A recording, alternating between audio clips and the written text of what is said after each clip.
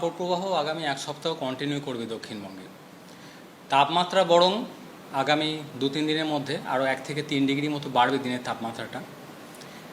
দক্ষিণবঙ্গের প্রায় সমস্ত জেলাতেই তাপপ্রবাহের সতর্কতা থাকছে।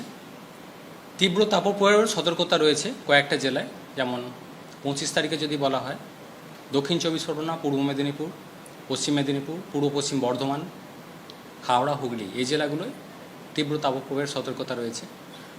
26 তারিখে গিয়ে তীব্র তাপপ্রবাহ এর স্প্রেডটা আরও কয়েকটা ডিস্ট্রিক্টে অ্যাড হবে, যেমন বাঁকুড়া, ঝাড়গ্রাম, উত্তর 24 পরগনা, বীরভূম, এইসব জেলাগুলোতেই তীব্র তাপপ্রবাহ আরও অ্যাড হবে।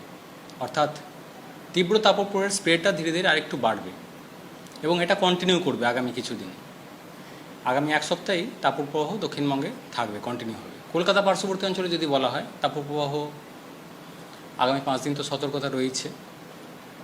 আজকে যেটা 25 তারিখে 2:30 পর্যন্ত যেটা সর্বোচ্চ তাপমাত্রা ছিল 41.6, যেটা লাস্ট 50 ইয়ার্সের রেসপেক্টে যদি দেখা যায় সেকেন্ড হাইয়েস্ট এপ্রিল মাসে। এর আগে হাইয়েস্ট ছিল 41.7 1980-তে এপ্রিল মাসে কলকাতা। তো এই তাপমাত্রা কলকাতার ক্ষেত্রেও মোটামুটি 41 ডিগ্রির কাছাকাছি কন্টিনিউ করবে, বা হয়তো 42 ডিগ্রির কাছাকাছিও পৌঁছানোর সম্ভাবনা রয়েছে। বৃষ্টিপাতের সম্ভাবনা সেরকম কিছু থাকছে না দক্ষিণবঙ্গের জেলাগুলিতে আগামী 5 থেকে 7 দিন। উত্তরবঙ্গের জন্য মেনলি মালদা, উত্তর দক্ষিণ দিনাজপুর, এই জেলাগুলোতেও তাপপ্রবাহ থেকে তীব্র তাপপ্রবাহের সতর্কতা থাকছে আগামী 5 দিন।